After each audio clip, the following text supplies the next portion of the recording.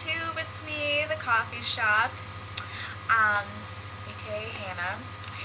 I was just a little bored today, and if you know me, you know that when I get bored I start to go on Stumbled Upon. And I actually stumbled upon some pretty cool craft ideas, and one of them was so cool that I thought I should make a YouTube video out of it. I think a lot of people would really enjoy making it, and it's a lot of fun. Okay, so what we're gonna do is I'm gonna show you how to make a 3-strand cord or wired copper wire ring. And I happen to be wearing one right now.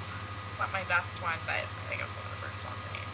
So anyway, this is it. It's got 3 strands, and then it kind of looks like a little bird's nest, which is cute and stuff. This is a picture of it that I just snapped on my iPhone. I originally got this idea from a craft website. The link will be down in the description box. Of course, don't want to rip anybody off for something they created. That was the original idea that I saw, and I made a few of them. They were single strand with I made it with stainless steel wire, but then I was just kind of like, I don't really like the color of stainless steel. But if you're totally interested in that, hey, there's a link down there. But so I decided to make a little twist out of it and make a 3-strand one. First off, we're gonna need the materials. Okay, what we're gonna need to have is copper wire. I got a pretty small gauge. I mean, you can't even see it. It's about the size of 0.5 pencil lead. It's pretty thin and it's pretty bendy. That would pretty much work best for the one we're doing right now. Needle nose pliers, wire cutters, and chapstick. Random, but you'll see what I mean. Step 1. What you're going to need to do is you're going to need to get out your hand. Now, if you've got a pretty big hand, you know, I would just gauge it about 6 inches or so. You're going to take about 6 inches of wire, measure it out, and then cut it. The wire cutters. And then you're going to cut 3 strands of it. Okay? I'll move this down so you can see what I'm doing. We've got 3 strands of wire. You're going to kind of pinch them together. I'm putting a link to how to braid by some random person I don't know. Putting a link there just so we can save time. So if you just want to look at that video, then you'll be fine. Specifically, how we're going to braid this copper wire is I just made a little tiny loop at the top just to keep it in place. You don't really it's not really like a specific thing. After you've cut all 3 of your wires, make the little knot, and then we're going to start braiding. Okay? So now that you're done braiding, it should look kind of like this, a little jagged, a little uneven. That's fine. It's really not going to make a huge deal. So you got this, you've got the end with the little jagged part, you got a little extra here from when it came uneven. You can go ahead and just snip that right off. And then we'll commence into step 3. So I'm snipping off the jagged part, which was the folded part, and then the end where everything was a little bit uneven, because that just happens. And then you're going to have a perfectly just plain braided with a nice end piece of wire.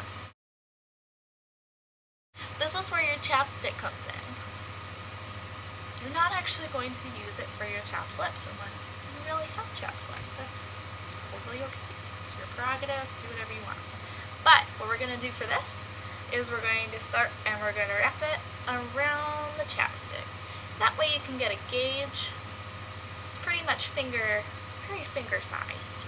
So, and then it will stretch out a little bit. So it's perfectly, it fits on my finger perfectly. Okay. So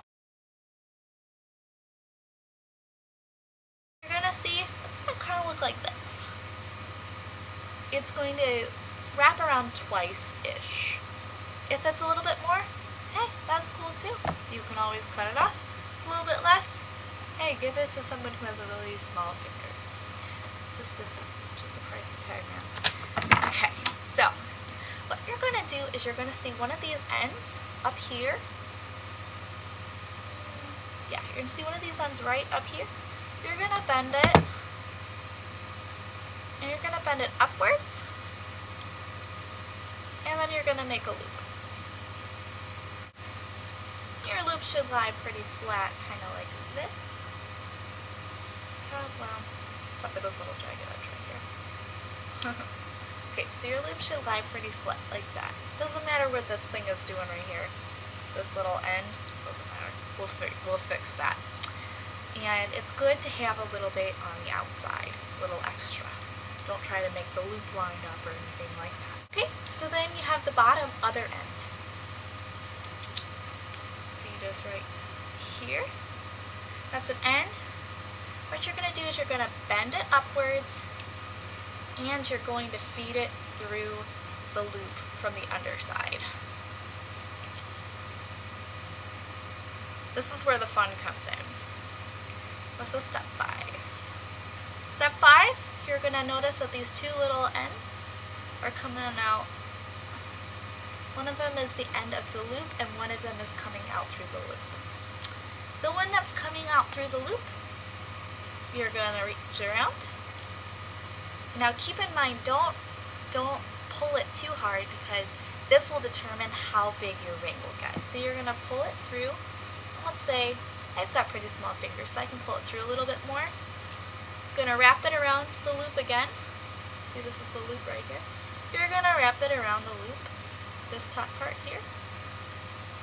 And you're going to feed it again through the top of the loop, the bottom of the loop. So you're basically making a double knot with wire, which is pretty dope. And then to help push it through, you're just gonna squeeze the wire. You'll kind of see where you need to squeeze in particular.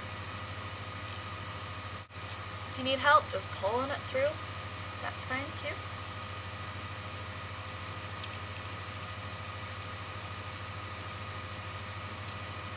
Okay, now that that's pretty much done, remember how I talked about how you're going to take the other end of the loop? I know it's going to look a little crazy now.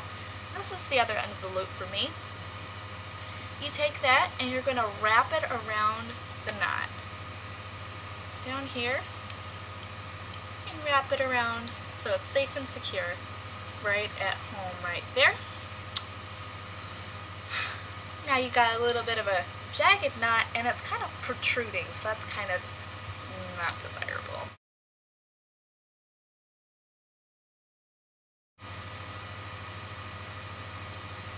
You're going to push this down. What you're going to do is you're going to see the top and the bottom of the knot, and you're going to squeeze it down.